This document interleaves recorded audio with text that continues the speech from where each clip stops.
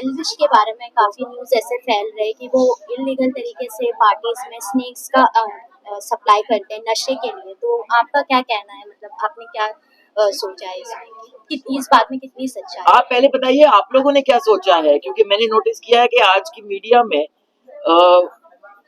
जज, lawyer, everything is happens in the media before it even goes anywhere. So I would just say that time जो है is the best answerer of all these uncomfortable questions. और बुरे वक्त जो होते हैं supposedly बुरे वक्त, जैसे मैंने पहले भी कहा, हमें बहुत कुछ दे के जाता है, हमें बहुत कुछ सिखाता है। सक्सेस, इन्फमी, अच्छे वक्त, बुरे वक्त, वो हम सबको आजमाना पड़ेगा, क्योंकि सिर्फ एक और दूसरा नहीं, पॉसिबल नहीं है। वही लोग जो और वही मीडिया जो आपको चढ़ाती है बहुत ऊपर, वही लोग और वही मीडिया आपको गिराती भी है बहुत जल्द।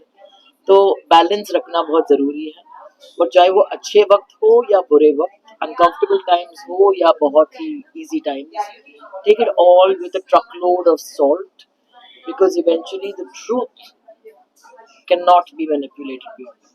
मैडम, एक लंबे अरसे के बाद आपने कमबैक किया है, इतना बड़ा ब्रेक लिया था, जो सिनेमा का में जो चेंजेस देखने को मिल रही, तो ओटीटी के जिस तरह की फिल्में बन रही, जिस तरह की सीरीज बन रही है, उसके ऊपर आपका क्या टेक है? पूरा जनरेशन चेंज हो गया है। जी, पूरा जनरेशन चेंज हो गया है, मगर मैं 21 साल से कैमरा के सामने नहीं थी, कैमरा के पीछे तो थी।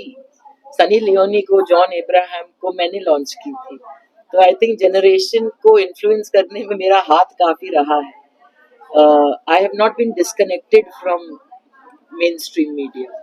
मैं सिर्फ पर्दे के पीछे, कैमरा के पीछे चली गई थी, मगर 21 साल बाद, हाँ, मैंने बॉम्बे बेगम्स में काम की थी, वो ओटीटी नेटफ्लिक्स की सीरियल थी, and it was a very strong role, बहुत ही बोल्ड सब्जेक्ट थी, क्योंकि औरतों की सारी जो समस्या थे उसमें बहुत ही बेबाक तरीके से डायरेक्टर ने हैंडल की थी।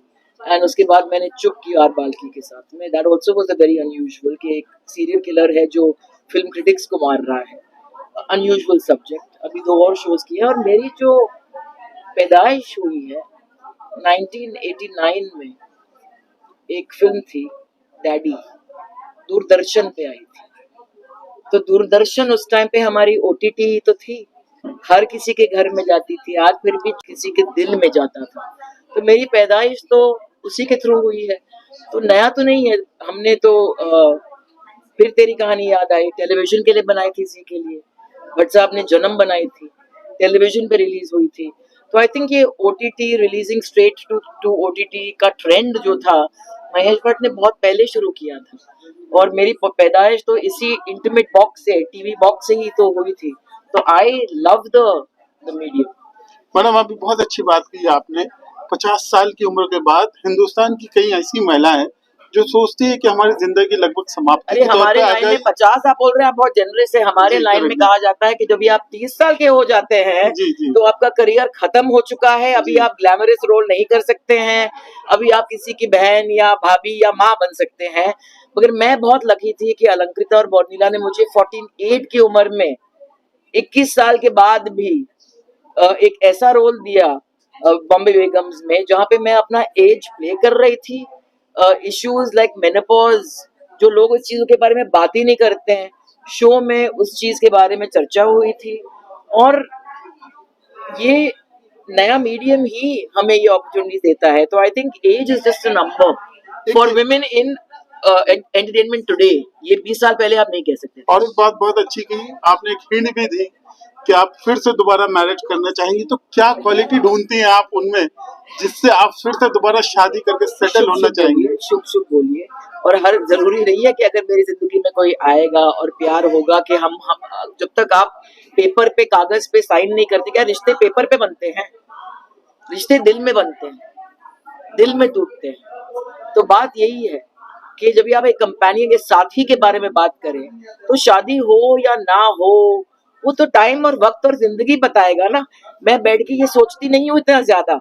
मैं यही कहती हूँ कि अगर मेरी जिंदगी में कोई आए तो वेलकम, अगर ना आए तो मैं मर तो नहीं जाऊंगी आपके प्यास में, या वेट कर रही हूँ मैं इसके लिए। I am rather happy. मैं बहुत ही सेल्फ कंटेन्ड हूँ, जिंदगी बहुत ही जनरस है इस टाइम पे. I am working, I have friends, I have relatives, I have love. But if I meet that wonderful person, great. If I don't meet that wonderful person, as great. आप आलिया और आपके बीच में क्या difference देखती हैं? आप मेरा पूरा इंटरव्यू लेंगे आज यहाँ लास्ट पे. आखिरी सवाल. मैम कोई Differences क्या upcoming difference एक मिनट projects- बेटा, बच्चा एक मिनट. जी जी बोलिए. आलिया और आपके बीच में आपको क्या डिफरेंस लगता है दोनों के बीच में? डिफरेंसेस मतलब वो जिंदगी को अलग नजरिया से देखती है, मैं थोड़ी अलग नजरिया से देखती हूँ, मगर एक वैल्यू सिस्टम तो सेम है. दो लोग जो हैं, दो शख्स जो हैं, चाहे वो माँ बाप हो, चाहे वो बहन हो, चाहे वो कोई भी हो, जब भी आप एक खिड़की से बाहर देखते हैं, आपकी नजरिया जिस चीज पे जाती है और मेरी नजरिया जिस चीज पे जाती है, वो नजरिया अलग होती है. तो बात नजरिया की.